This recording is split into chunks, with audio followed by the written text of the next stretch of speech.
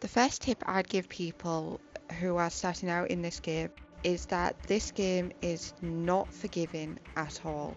Do not go into this game with any kind of expectation that the game will go easy on you, because it will not.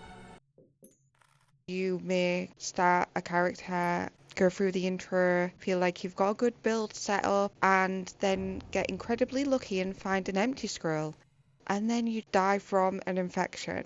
Or maybe you've just reached an unfamiliar area and somehow you've triggered a mini boss and you haven't had time to heal up, so you're starting at a massive disadvantage already. Do not treat the game as an easy play, because it is not.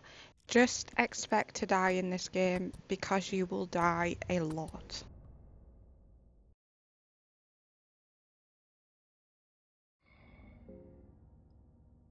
And that brings me up to the second tip. Learn the enemy's mechanics in this game. Each enemy will be different. They all have different strengths and different weaknesses, and you'll want to learn each and every one of them. There's enemies in this game where you need to attack their limbs first. For instance, in the level 1 entrance area, the guards patrolling there, they hold a cleaver. You'll want to dismember them by attacking their arms first, and then you won't lose a limb. Or, for instance, you may have to attack their eyes, like the salmon snake in the level 5 mines. You can blind it, and then it's less likely that their hits will successfully land. Other times it's just about talking to an enemy to disengage the fight, or just even talking to them to interrupt their spellcasting, like the Dark Priest, where you can interrupt their chanting by talking to them. It's about playing strategically, so really learn the enemies and find out what attacks hit hardest. In that way you can play it safe and know where to attack first and what things you'll need to do to interrupt their attacks and how to best survive in this game.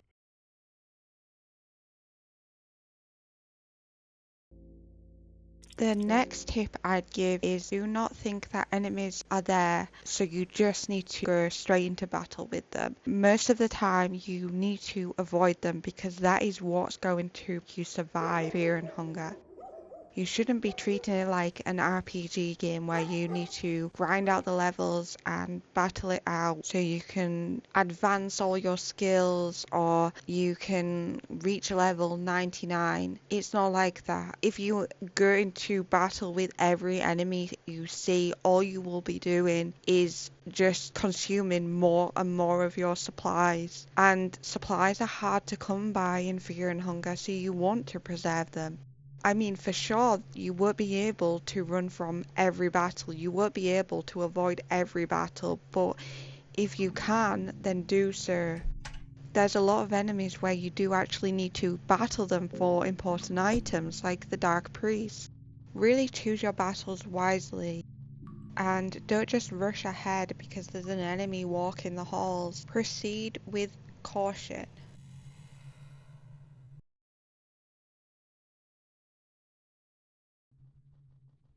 Everything becomes so much more easier when you start to get teammates. Go ahead and recruit as early as possible, because the game becomes incredibly more easier than before.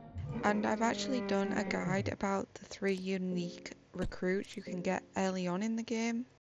But really do look into it and see who you can recruit. I mean, I'm not saying go ahead and just recruit the first character you come across. For sure, look into it, see if you actually want them in your team. They all have different strengths and weaknesses. Some start out a lot more disadvantaged than others, so you really need to be aware of that. But definitely try to get recruits as early as possible.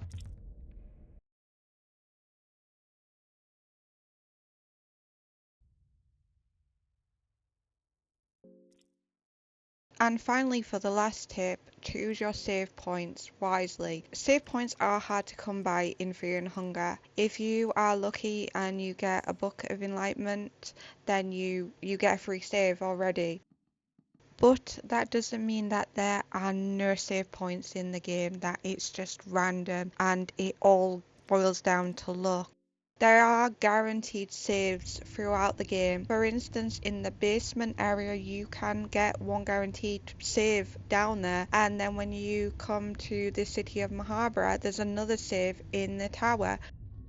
Just plan ahead and use your save points wisely. Don't go into a mini boss fight without saving first, or don't go defeat that boss and then progress the game and then somehow lose all your progress even though you had that save point all the way back in Mahabra. You just didn't want to go there.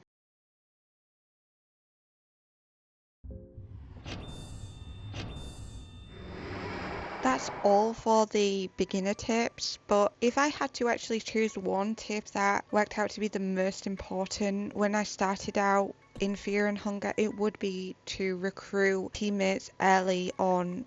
When I first started playing Fear and Hunger, I was struggling so much and I couldn't really understand why. I didn't look into things, I didn't go and read guides. I thought, oh well, I'll just figure it out myself, and I ended up dying a lot. It was only when I started to learn that I could get other team members in my team, it became so much more easier. And I know that may sound obvious, but the issue was I didn't know that you had to do certain things to recruit team members. Sometimes you'll have to talk to them and they won't appear until later on in the game, or you have to do certain things to recruit them. And I treat the game as though I could play it solo, and certainly you can, but if you are struggling to survive in the game, I would recommend trying to recruit other team members early on because it helps a lot. It helped me anyway. That's all for the 5 tips I have, and I hope it helps.